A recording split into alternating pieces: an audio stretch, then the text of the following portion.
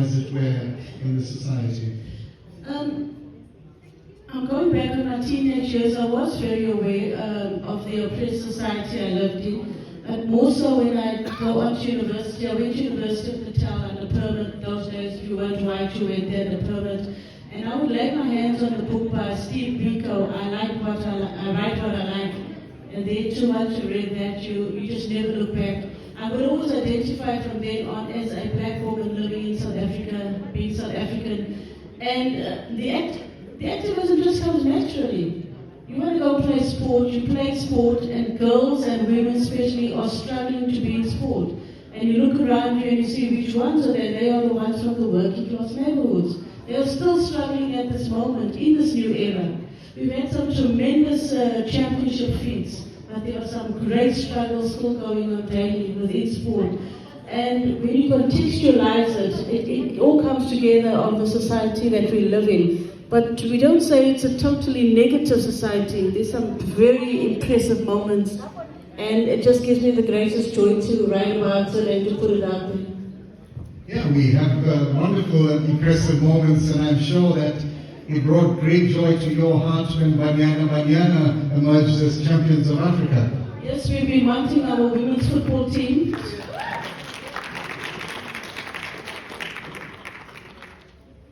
Yes, we've been wanting our women's football team to win a continental championship.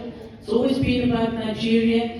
And it was the support they were given over the years. We've had some great women footballers in the country. Based right here in Durban, from out of Watershill, would come Veronica Pewe. Where is she today? The last we heard, she's working in a shop. Nothing wrong with that. She shouldn't have retired with just a minimal wage packet every week. But they were just not supported, the women footballers, in the men-dominated South African football structure. But over the years, through much demand, through challenges, so a bit more has been allocated to women's football, and Banyana had to deliver, and they did, which is very happy for the country. And yours has been a very powerful voice demanding things of SAFA. What kinds of things were you asking them for, particularly for women's football?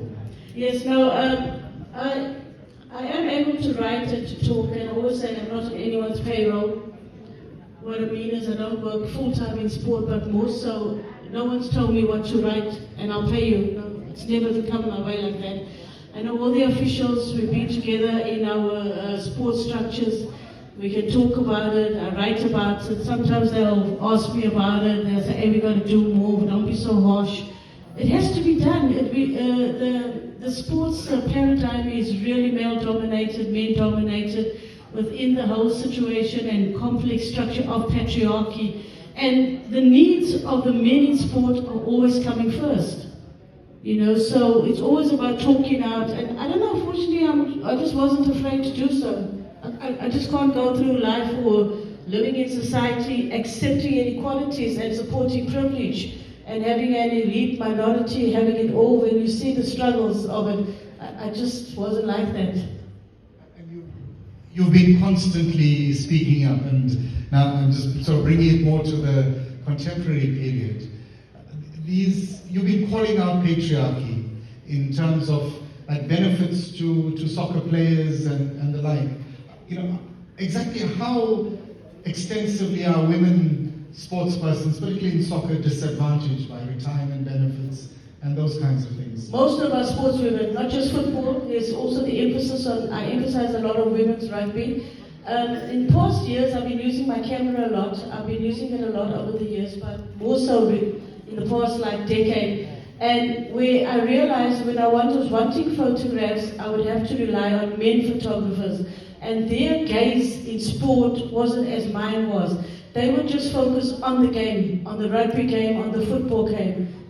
I brought another perspective into sports media. I really focused on the game. I would look at everything else around the game. I would look at the young mother coming with her baby to play football or to play netball right here in Durban at Hoy Park. I've spent hours there photographing, watching netball. And there's a lot of young mothers that had the baby and the baby's coming out to netball to play. There's many happy moments with that. And these have been written about. I photographed them. And they just provided such tremendous moments to continue doing so. But just to come back how they're disadvantaged. Zanele Situ, she's about 50 years old or so now. She comes from Coxton in KZN, where my late father has come from, where a group of people settled under Adam Cock many decades ago. And Zanele Situ, do many of you know her? Zanele Situ? She won our first Paralympic medal, 2000 Olympics. First. Today she doesn't even have a house to retire to. When she comes home to KZN in Coxton, she's coming home to live with her sister. I keep in touch with her often. She's a mother, a teenage girl now is playing sport, and she's based in Stellenbosch University. And she's won, not one medal, several.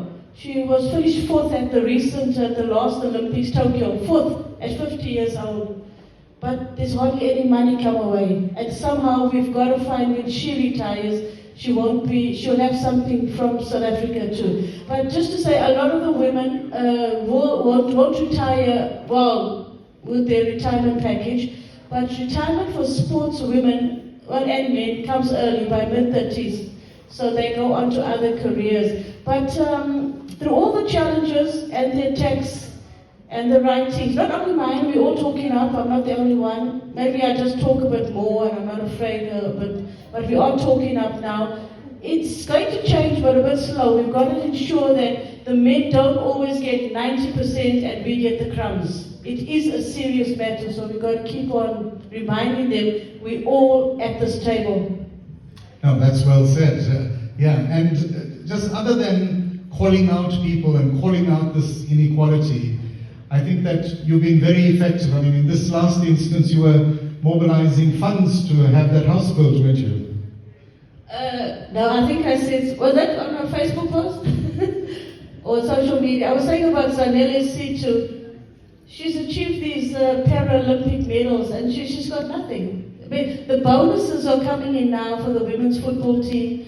We're hosting the World Cup next year, netball, in Cape Town. And I think there'll be a massive bonus put out for the women, our women netballers. We're hoping to medal at the World Cup, and there will be one. And I was saying, oh, well, if I could win the lotto, I'm definitely going to buy Zanele Situ a house. But I don't play lotto. All right, that was what I was coming to, that idea of the lotto. But there was also a young woman who was selected to play, and her mother had to go out and do fundraising to get her to participate. Oh yes, I think you're talking about the diver, a black girl. Zalika Metula, she is the first black girl to represent South Africa diving, 16 years old. She has been diving in South African championships right here in the city at the Kings Park swimming pool, aquatic center, and she's become the champion, and so she got selected to go to a World Youth Championship over a year ago. And what comes out, the fees are massive. Swimming right now, you're following the Commonwealth Games, you see some of the results. Swimming is they are bringing in the medals. Do you know they still don't have a corporate sponsor? The girls and women, I'm emphasizing, have to still pay their way until they're at the elite level. What is the elite level? Be prepared for Olympic preparation and World Championship, and you're going to win a medal, then you'll be supported. But like Zalika Metula, here's this black girl representative, and her mom had to go out and fundraise for her. And her parents are, I think they are both legal practitioners. The money was just too much what was being asked to pay for the child. Now she's going to Canada to the World Youth Diving, and they have to be fundraising again because there is no sponsor. So that's when you get to that level, you're still looking for money and you have to still concentrate on training. It's not an easy situation. And the funding gets skewed towards particular sports by yes, we are finding that disparity. There are the gender inequalities, and in the sports we are finding further disparity. We have to keep asking about that. Whilst we're looking at helping some women in sport, there's the most of them who are not. I'm very much still on the ground. I watch a lot of community sport, club sport. I talk to many, they know me, I know them. And you hear the struggles. On a Saturday or Sunday, you're going out to play club sport, league sport. You'll be looking for transport money because coach will say to you, coach is a volunteer, you need to bring 30 Rand or 40 Rand for transport money. And mom is not working in a lot of situations. Dad is not around or he's passed away, and the mother just doesn't have that money. Well, I'm glad you started out the gender element there, because I want to switch tracks now and discuss with you this aspect of gender verification that you've been one of the most vocal people on this. Tell us, who are some of the people who've fallen victim to this patriarchal approach to gender verification in sport on the continent? Gender verification testing didn't happen in my time of playing sport when I was a teenage girl in the 70s and the 80s. It's coming out now. We are aware. You know, our greatest athlete, Caster Semenya, was subjected to this awesome, really terrible, inhumane system of testing. And we found that now we know what Caster Semenya went through, and what has come through now is, we don't know the facts. They're a bit quiet, but that's how dodgy they are. When I say they, the main officials. A player from Zambia was booked to play in this continental championship that has just wrapped on the continent. Barbara Banda, one of the best, scored 2 hat-tricks at the Olympic Games. Was it last year, the Olympics? Yeah. And it hadn't been done before. And somehow it's gotten out that Barbara Banda has to be tested because she's not a pure woman. Hello? What is a pure woman, we ask? Who has decided she's not a pure woman? And when you look and you ask, it's men who are deciding on the woman's body. Barbara's a young woman. Can you imagine if it's your daughter, or my sister, or my daughter, you're going away to play? Who's going to speak up for you? She was on her own. Except the officials around her, we still don't know the facts. But what we do know is that word came through to have these players tested. And they labeled it as a FIFA ruling. This is CAF. But it looks like Zambia underwent gender verification testing. And a player like Barbara Banda, very much due to play in this African Continental Women's Football Championship, was suddenly out. Who spoke up for her if we all kept quiet? Well, I know, I was very public on it, yeah. No, great. Well, I love this crackle, but if you've got questions there, just wave your hand and engage Cheryl on it, and I'll just keep this going for a few more minutes, and I hope you'll think up some questions that are burning within you. And on another track then, Cheryl, in the time we have, this writing has been something of a passion for you. You talked earlier about the gaze, and I think that's a beautiful word, because you fix a gaze on the people who come to play sport, the baby on the back and all of that, and those are the best stories we can tell when we fix our gaze.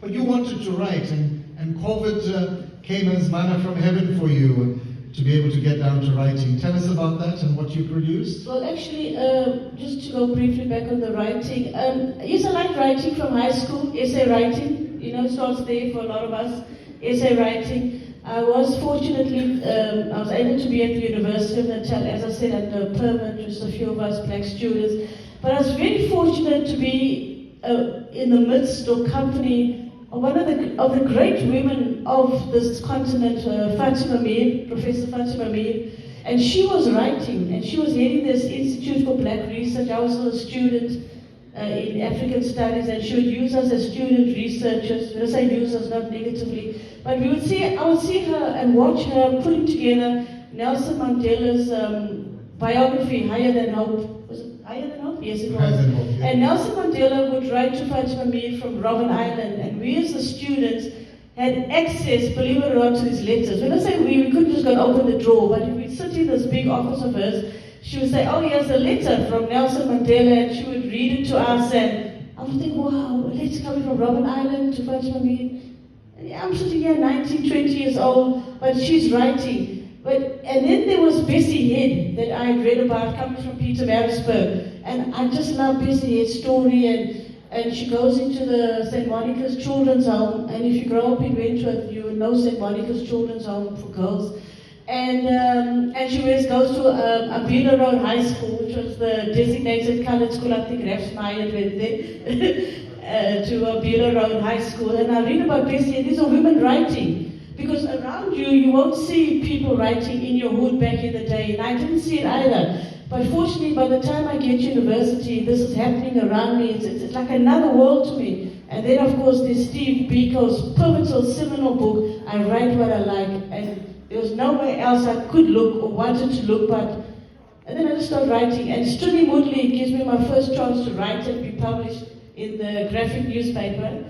And then I go on to Sunday Times Extra and I write my first sports story. There were no women writing, no one. And I did for moments believe that women weren't writing on sport. And I thought, no, I can do this. And I remember my first sports article in the Sunday Times Extra, there was space. And I was asked, do you have something? I said, yeah, I've got that. And the woman I first interviewed was one of our great hockey players. I use the word great sometimes, but it's very relevant to those that I do. It was on Marion Marisha, one of our great hockey players. She came from the Greenwood Park area, and she was playing. And when I spoke to her, she had this little girl of just under 5 years old, Marsha Marisha. And I would say to Marsha at that time in the mid-80s, so Marsha, you want to play hockey one day like your mom? Yes. I never said to her you want to play for South Africa. But she went on to captain South Africa in the democratic era. The first very Olympics that her mother missed out on, the daughter would grow up to captain. These stories are remarkable. There's so much good to write on. Oh, beautiful, beautiful stories.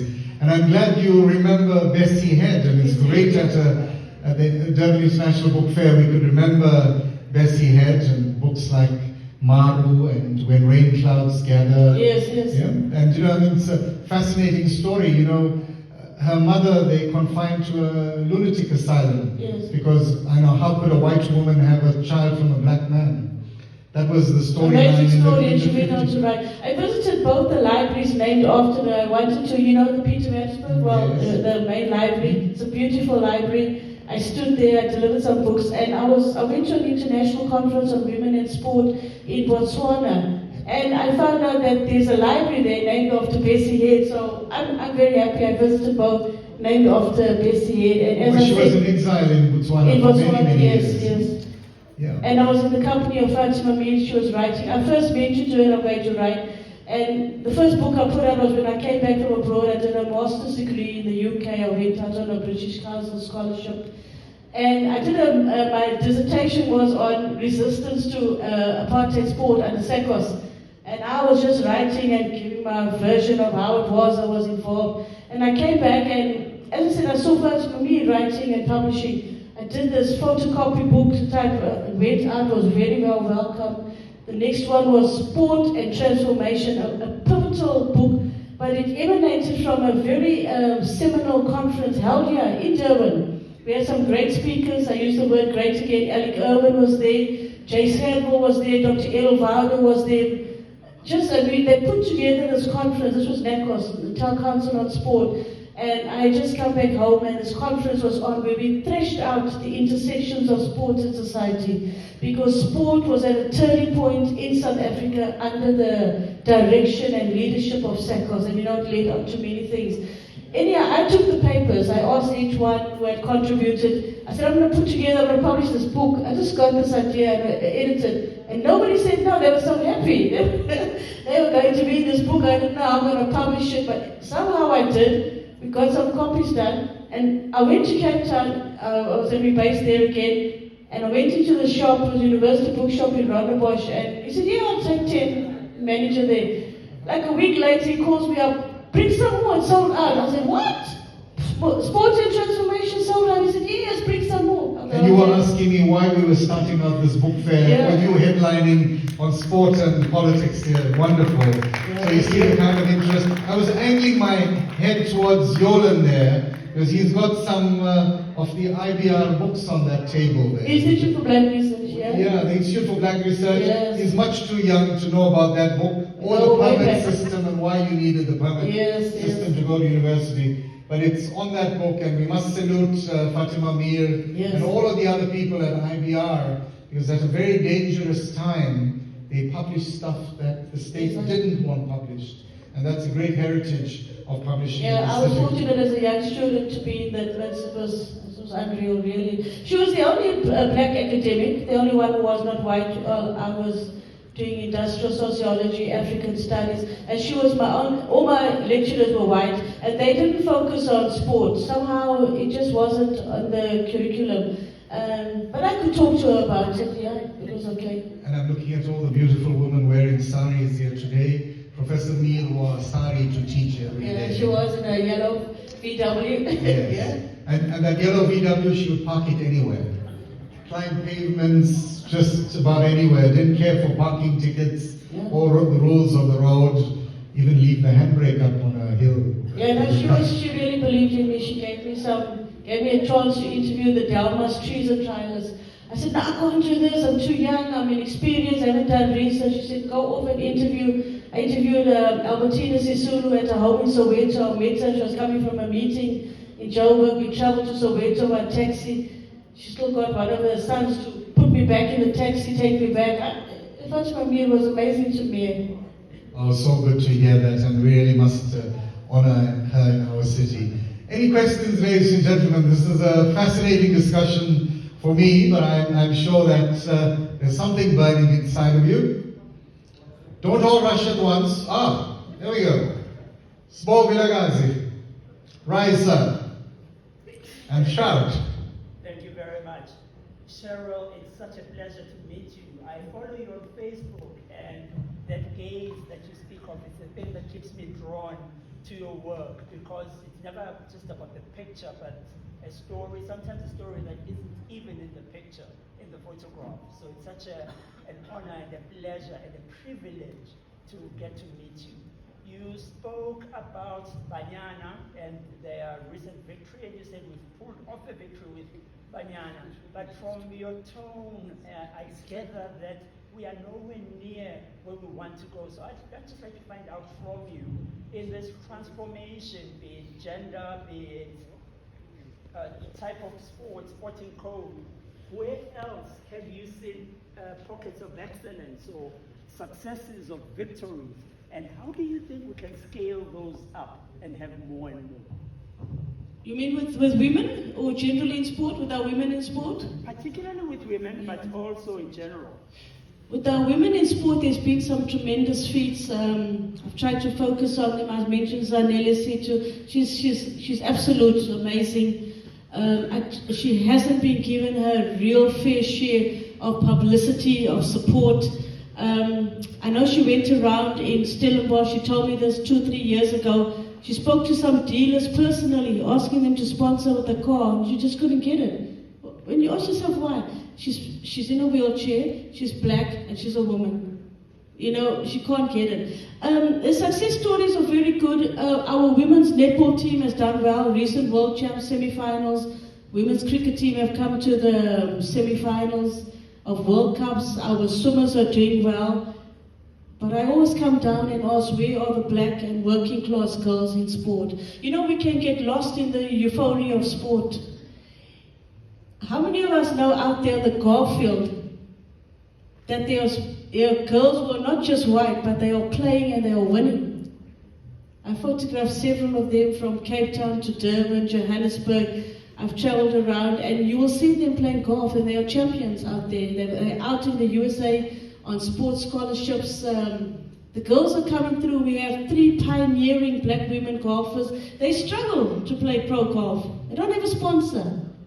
Now, they are so important to be seen that other girls can also turn pro and play golf. So the struggles are there, but the successes are unreal. Caster Semenya took us to another level.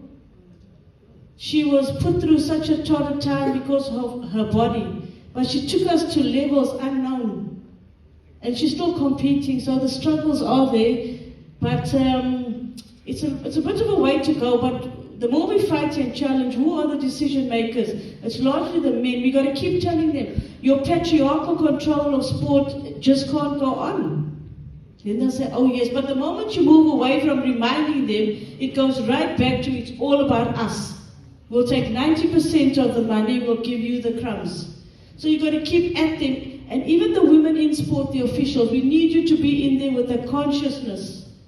You can't go in there and we must be delighted because you're a woman in sport. Oh, you've made it there, we got one woman. If you don't speak up and attack the patriarchal control of sport, When we say attack, we don't mean physical fights. But you got to keep reminding those in officialdom, it's not the way it's going to go, like it goes back home in the family, you're the man, oh. No, it's not going to go like that. It's going to go like, yeah, the genders are equal. Well said, well said. Ah, you're tolling the bell there. All right, a few minutes. Let's greet this young lady over here. Hello. So nice to have you at the book fair. And that's the second time I've seen you at a book fair. So welcome, welcome especially. All right, one last quick question there. All right. Hello, Cheryl, my former schoolmate. Cheryl, this is, you actually raised a very pivotal point. I'm a sports and exercise fitness coach. We work with kids, and you raised a point about them, with the youth, parents, where the parents get the money to get these kids to sport. There's a need for children to be involved in sport because it actually alleviates them from all the social ills. It actually helps them heal. It's therapeutic. However, we have a challenge with the kids that we work with because their parents don't have the money. And then we have this foundation, Sports and Exercise Fitness. We do with the kids. And the children, we have a problem. So I, in my personal capacity, actually do fundraising to get these kids on board. Like right now, it's the KZN, Athletics South Africa KZN Cross Country League, when I'm in League 21. By the way, I'm also a runner.